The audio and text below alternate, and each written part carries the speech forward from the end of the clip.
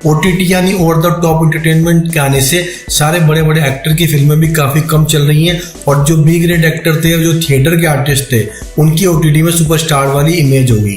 इसलिए बड़े बड़े एक्टर को ओटीटी पर आना पड़ता है। अपनी फिल्मों को सही डिस्ट्रीब्यूटर खरीदार नहीं मिलते तो रिलीज करना पड़ता है ओटीटी के मैदान पर। अब चूंकि बात ओटीटी की चल रही तो बड़े बड़े एक्टर ने अपनी फिल्मों को रिलीज किया, कुछ हिट हुए कुछ फ्लॉप हुए, लेकिन आपको जानकर ताज्जुब होगा न शाहरुख खान, न सलमान खान, न आमिर खान ओटीटी के असली सुपरस्टार कोई और हैं और इन तीनों खान को मात देकर एक बॉलीवुड का एक्टर ऐसा एस्टेब्लिश हुआ है जिसने ओटीटी में सबसे मोटी रकम वसूली है। यानी बॉलीवुड के सिनेमा में भी उसकी फीस बहुत तगड़ी है, प्लस ओटीटी में भी उसकी फीस करोड़ों में है।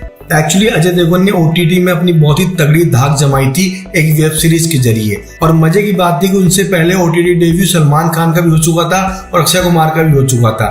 बट चूंकि अक्षय कुमार के अलावा अजय देवगन ने बहुत पहले अपनी सीरीज को लॉन्च किया और अपनी मोटी फीस से एक रिकॉर्ड कायम कर दिया, जहां पर उनके नाम पर रिकॉर्ड दर्ज है कि सबसे मोटी फीस अजय देवगन को मिली है।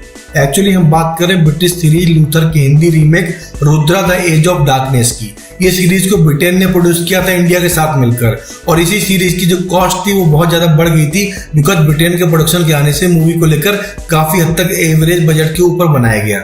और यहीं पर अजय देवगन ने बाजी मारी बिकॉज अजय समझ चुके थे प्रोडक्शन हाउस बहुत बड़ा इंटरनेशनल है, जहां पर ब्रिटेन सिनेमा इन्वॉल्व होता है वहां पर बजट और पैसे अच्छे मिलते हैं। इसलिए अजय ने अपनी डिमांड बढ़ाई और मूवी के हिसाब से ही वेब सीरीज में भी अपने तगड़े कलेक्शन फीस को वसूला।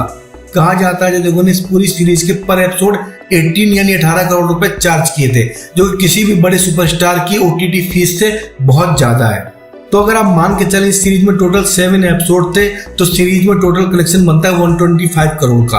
किसी भी एक्टर का किसी एक सीरीज या मूवी के लिए 125 करोड़ लेना बहुत बड़ी रकम है। वो भी अजय देवगन के लिहाज से रकम इसलिए इंपॉर्टेंट हो जाती है बिकॉज उनकी कुछ फिल्में बहुत अच्छा कलेक्शन नहीं कर पाई। इसके बावजूद ओटीटी में उनकी फीस का रिकॉर्ड आज कोई नहीं तोड़ पाया।